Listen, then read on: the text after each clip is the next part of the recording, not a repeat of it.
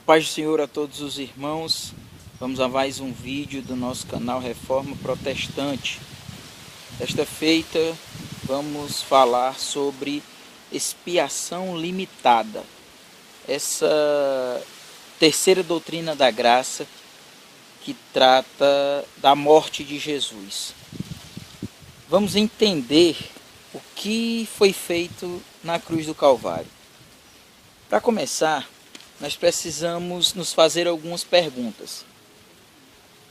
Na cruz, Jesus Cristo abriu uma porta de salvação ou ele efetivamente salvou? Essa pergunta, ela precisa permear o nosso pensamento.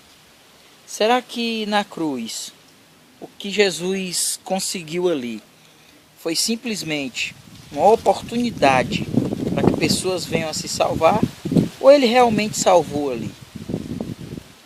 Lembremos do que ele mesmo disse quando na cruz, na sua última palavra, ele disse: está consumado. Ou seja, está terminado, está pago. A expressão que Jesus usa ali, quando diz que está consumado, era uma expressão muito conhecida no mundo de então, no mundo romano daquela época.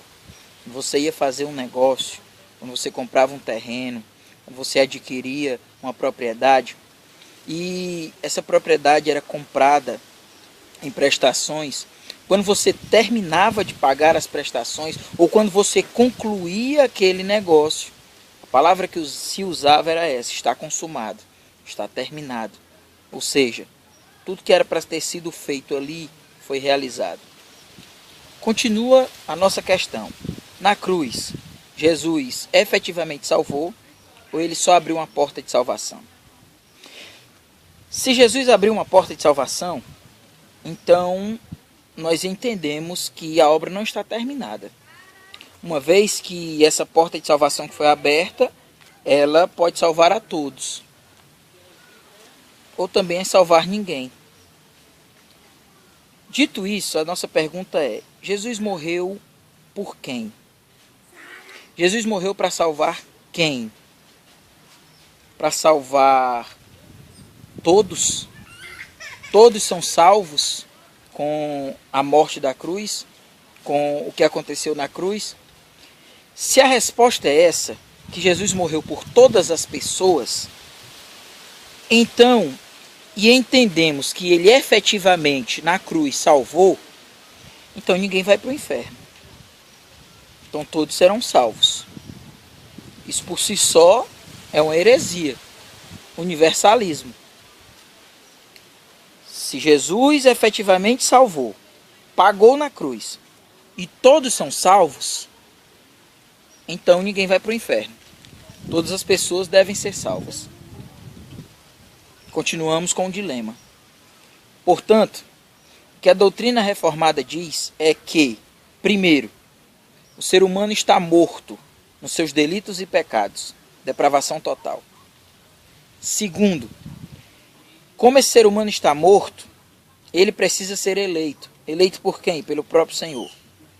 E terceiro, Jesus morreu na cruz, pagou os pecados efetivamente dos eleitos, daqueles que ele chamou, daqueles que ele elegeu, pela sua boa vontade. Existe um texto de Mateus, capítulo 26, o versículo, quando Jesus Cristo está na Santa Ceia e ele vai tratar daquela Santa Ceia com seus apóstolos. No verso 28 ele diz o seguinte: porque isto é o meu sangue, o sangue da nova aliança, derramado em favor de muitos para remissão de pecados. Ou seja, Jesus não diz que derramou o sangue em favor de todos, mas em favor de muitos. Jesus não diz que salvou a toda a humanidade, a todos os homens, mas em favor de muitos. O ensinamento bíblico não trata de que Deus salva efetivamente a todos os homens, porque senão pessoas não iriam ao inferno. E se eu digo que Jesus na cruz morreu por todas as pessoas, eu posso estar incorrendo em um erro. Porque se na cruz Jesus pagou os pecados de todas as pessoas, e ainda assim pessoas estão indo ao inferno, ainda que Jesus tenha pagado por elas, para que elas não fossem ao inferno e elas ainda vão, elas vão estar pagando duas vezes. Jesus paga por elas e elas pagam pelos seus próprios pecados quando vão para o inferno. Uma incongruência. Encontramos um problema. Portanto, a doutrina reformada, a doutrina chamada expiação limitada, eu sei que a palavra limitada, não é? Às vezes se tratando de Deus, por que essa palavra expiação limitada? Por que isso? Né? Alguns gostam de usar outra expressão, né? A expiação definitiva, né? Jesus paga efetivamente os pecados da sua igreja, dos pecadores. Mas aí nós temos o outro lado da moeda, né? E quando a Bíblia diz então que parece expressar claramente que Deus morreu por todos, como é que se explica isso? Nós temos exemplos clássicos, né? Porque Deus amou o mundo de tal maneira que deu seu Filho unigênito para que todo aquele que nele crê não pereça, mas tenha a vida eterna. Não é? João 3,16. O mundo ali, o que é que significa aquele mundo? É o mundo todo, né? Deus amou o mundo todo e assim matou seu Filho em favor do mundo todo. Naquele mesmo verso nós encontramos a limitação. Todo aquele que nele crê. Porque Deus amou o mundo de tal maneira que deu seu Filho unigênito para que todo aquele que nele crê. Ou seja, é o que crê. É aquele que se arrepende de seus pecados. Por esse Jesus morreu.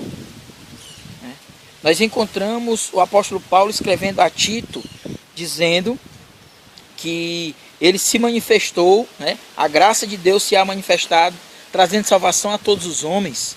Né? Como explicar? Todos os homens estão ali. Queridos, antes de Jesus pagar os pecados efetivamente na cruz, você se lembra que o apóstolo João diz o seguinte: veio para o que era seu, João capítulo 1, e os seus não o receberam, mas a todos quantos o receberam, deu-lhes o poder de serem feitos filhos de Deus, aos que creem no seu nome. Você lembra que Jesus certa vez também disse que ele veio para as ovelhas perdidas da casa de Israel? Ou seja, até aquele momento, Deus preocupava-se em salvar um tipo de povo. Que tipo de povo? Judeus. Judeus eram um alvo exclusivo da salvação. Após a expiação da cruz, todos os seres humanos, ou seja, todos os tipos de pessoas, judeus, gregos, romanos, brasileiros, africanos, o alvo da salvação são todos os seres humanos, não individualmente, mas indistintamente, ou seja, de todas as classes, rico, pobre, negro, branco, asiático, todos. Quando você encontrar a palavra todos na Bíblia, lembre-se disso, que Deus vem para salvar todos os tipos de seres humanos. Dito isso, precisamos ter cuidado com a evangelização. Costumamos dizer, Jesus te ama, Jesus morreu por você. Nós devemos dizer o seguinte: esse ensinamento que consta na Bíblia é: arrependa-se de seus pecados, creia em Jesus Cristo.